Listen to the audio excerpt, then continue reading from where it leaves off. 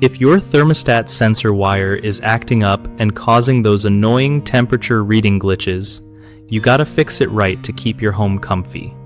So, first off, check where the sensor wire runs. Sometimes it gets pinched or chewed by critters, which messes with the signals. If you spot any breaks or frays, don't just ignore them. Wrap them up with some electrical tape, or better yet, replace the wire if it looks too beat up. Make sure to turn off the power before you touch any wiring. That's a must to stay safe.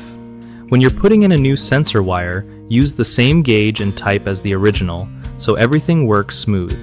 If you're not sure how to test the sensor, a simple multimeter can show if the wire is sending consistent signals or if it's dropping out.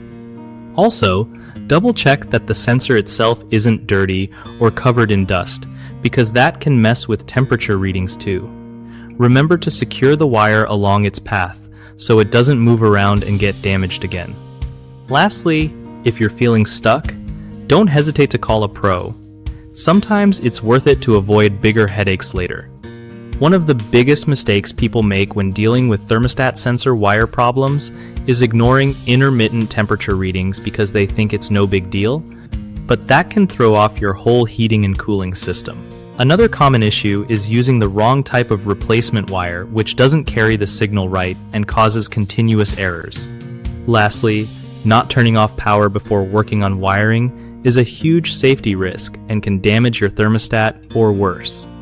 Fix these by staying alert for signs like fluctuating temps, always match the wire specs exactly, and cut power before any repairs.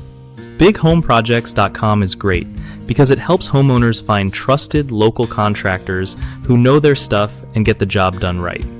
Plus, it helps contractors connect with people who actually need their skills, making life easier for everyone involved.